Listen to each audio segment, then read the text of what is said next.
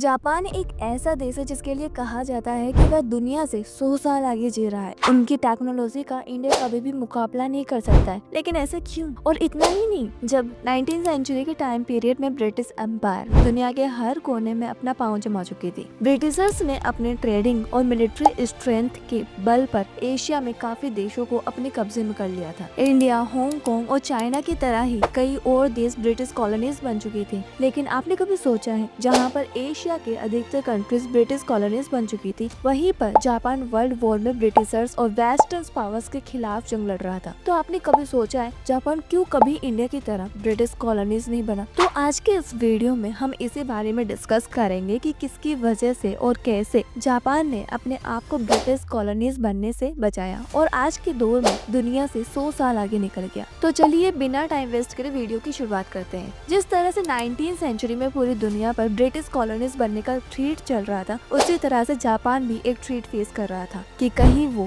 भी किसी European power का टारगेट न बन जाए। लेकिन जापान का पहला यूरोपियन कनेक्शन 19वीं सेंचुरी में नहीं, बल्कि इंडिया की तरह ही पहला यूरोपियन कनेक्शन तब हुआ था जब 1600 ईस्वी में जब विलियम एडम्स एक ब्रिटिश नेविगेटर जापान पहुंचे। उस वक्त जापान में तोकुगावा शोगुनेट का शासन चल रहा था और विलियम एडम्स जापान के लिए फॉरेन एडवाइजर बन गए। उसने जापान की पॉलिटिकल्स और मिलिट्री रिफॉर्म्स में मदद की थी। अब इसके बाद 17वीं सेंचुरी में ब्रिटिश ईस्ट इंडिया कंपनी ने जापान के साथ व्यापार शुरू करने की कोशिश की थी। लेकिन जब जापान के किंग को लगा कि जापान में विदेशी इन्फ्लुएंस बढ़ने लगा है, तो 1639 में जापानीज किंग ने जापान में साकोकू पॉलिसी लागू की, जो कि एक आइसोलेशन पॉलिसी थी, जिसके कारण जापान का यूरोपियन और अदर कंट्री के साथ में कांटेक्ट लगभग खत्म हो गया था। इस पॉलिसी की वजह से 200 साल तक जापान ने अदर कंट्री से आने वाले लोगों को अपनी कंट्री के अंदर बहुत ही लिमिटेड तरीके से अंदर आने दिया था। अब जापान में जिस आइसोलेशन की शुरुआत हुई थी, उसका अंत तब होता है जब 1853 में कमोडोर मैथ्यू कैलब्रेथ पेरी,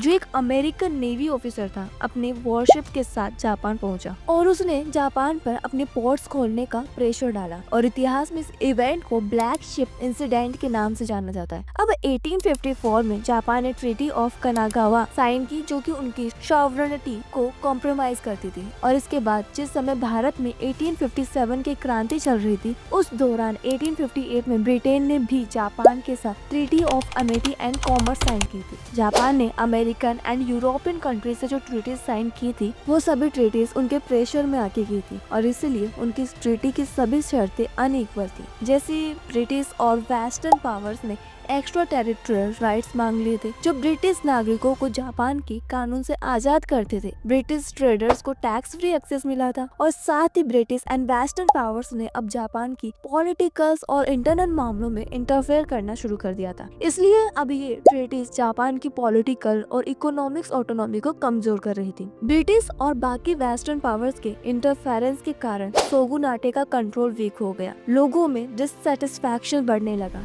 जिसका रिजल्ट हुआ मेजी रेस्टोरेशंस। अब सवाल आता है कि मेजी रेस्टोरेशंस क्या है? एक्चुअली में पब्लिक में शोगुनाटे के लिए डिससैटिस्फैक्शन होने लगी थी, इसलिए अब जापान के तट पर इंपीरियल फैमिली से एक नए किंग को बैठाया गया। उसका नाम था मुत्सुहितो, जो कि 14 ईयर की जो सिर्फ 14 साल की उम्र में ही मेजी एम्पायर के नाम से जापान का नया शासक बना था। मुत्सुहितो की उम्र सिर्फ 14 साल थी, इसलिए वेस्टर्न पावर को लगा उसे आसानी से इन्फ्लुएंस किया जा सकता है और इसलिए अब वेस्टर्न पावर ने जापान में अपनी मनमानी करना शुरू कर दी थी। लेकिन मुत्सुहितो को ये समझ आ गया था कि वह जापान की करंट पावर के साथ वेस्टर्न पावर का सामना नहीं कर सकता है। इसलिए एम्पायर मेजी ने शोगुनाटे के रूल्स को पूरी तरह से खत्म करके अपने अंडर एक सेंट्रलाइज्ड गवर्नमेंट बनाई और उसने 1868 में मेजी रेस्टोरेशन की शुरुआत की, एक ऐसा मूवमेंट जो पुराने शोगुनाटे सिस्टम को खत्म करके एक नए समय की शुरुआत करने वाला था। ये वो वक्त था जब जापान में नई सोच और नए टेक्नोलॉजीज और नए सिस्टम आने लगे थे।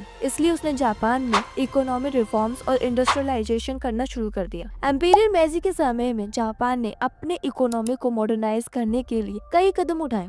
1870 के दौरान जापान ने ब्रिटिश टेक्नोलॉजी का यूज करके कई बड़े प्रोजेक्ट शुरू किए थे। ऑटोबैन हाईवे सिस्टम की तरह ही जापान में भी नए रोड्स और रेलवेज का नेटवर्क डेवलप किया गया था। इंडस्ट्रियलाइजेशन के माध्यम से कई नए फैक्ट्रीज खुली। स्टील, टेक्सटाइल्स और शिप बिल्डिंग जैसे इंडस्ट्रीज ने देश को रोजगार और विकास दिया था। एम्पीरियल मेजी का ये कदम जापान के लिए एक ऐसा स्टेप बन गया था जो आगे चलकर उन्हें दुनिया में एक स्ट्रॉन्ग इकोनॉमिक बना गया। और इसके अलावा जापान में एक नया लीगल सिस्टम लागू किया गया जो कि ब्रिटिश और जर्मन मॉडल्स के बीच पर बनाया गया था। एम्पीरियल मेजी के अंदर एजुकेशन सिस्टम में भी रिफॉर्म लाए गए थे। उन्होंने एक नेशनल एजुकेशन सिस्टम स्टेबलाइज किया था जो कि ब्रिटिश और जर्मन मॉडल के बेस पर आधारित था। और इसके साथ ही जापान दुनिया का पहला कंट्री बना जिसने कंपल्सरी फीमेल एजुकेशन सिस्टम लागू किया, जिससे देश का लिटरेसी रेट बढ़े और नए टैलेंट को नए फील्ड्स में डेवलप किया जा सके। एजुकेशन को मॉडर्नाइज करके उन्होंने जापानीज यूथ को दुनिया के सामने कॉम्पिटिशन्स के लिए प्रिपेयर किया था। सोशल रिफॉर्म्स में उन्होंने फेडरल सिस्टम और समुराई क्लास को खत्म कर दिया था।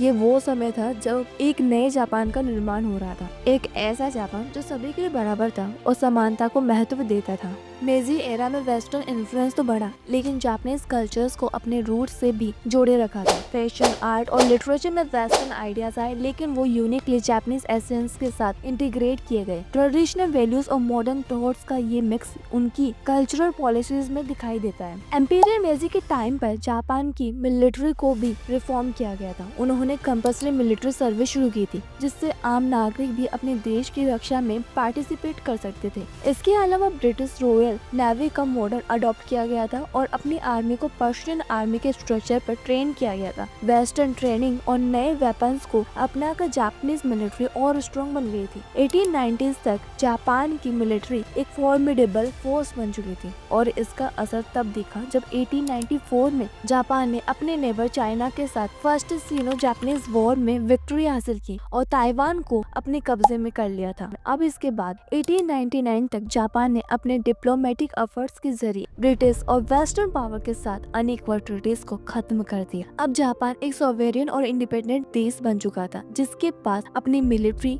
इकोनॉमी और पॉलिटिक्स का पूरा कंट्रोल था। इसीलिए अब 1902 में ब्रिटेन ने जापान के मिलिट्री और डिप्लोमेटिक पावर को रिकॉग्नाइज किया और दोनों देशों के मध्य में एक इक्वल अलायंस हुआ। ये एशिया का पहला ऐसा समझौता था जिसमें एक एशियन पावर को इक्वलिटी दी गई। अब जापान की पावर और उसका कॉन्फिडेंस लेवल दोनों ही बढ़ने लगा था। इसलिए 1904 में तो जापान ने रूसो जापानीज वॉर में रशिया को भी हरा दिया था, जो दुनिया के लिए एक बड़े शौक की तरह था, क्योंकि पहली बार एक एशियन पावर ने यूरोपियन पावर को हराया था। ये विक्ट्री जापान को हिस्ट्री के अंदर एक सुपर पावर के तौर पर स्टेबलाइज करती है। जापान को मॉडर्नाइज करने वाला और उसे वर्ल्ड में एक सुपर पावर बनाने वाले एम्पीरियल मेजी का देहांत 1912 में हो जाता है और उसी के साथ में मेजी एरा का अंत हो जाता है। लेकिन वो अपने पीछे एक नया और मॉडर्न जापान छोड़कर जाते हैं। अब जापान दुनिया के सामने एक ताकतवर देश के रूप में खड़ा था। फर्स्ट वर्ल्ड वॉर के दौरान जापान अलाइड पावर का हिस्सा बन गया और उसने पैसिफिक रीजन में अपने प्रभाव और टेरिटरी कंट्रोल को बढ़ाया था। 1920 तक जापान एक इंडस्ट्रियलाइजेशन नेशन बन गया जो ब्रिटिश और वेस्टर्न पावर के बराबर में खड़ा था और ये सब कुछ एम्पीरियल मेजी की वजह से हुआ था। इसीलिए ये कहना गलत नहीं होगा, अगर सम्राट मेजी नहीं होते,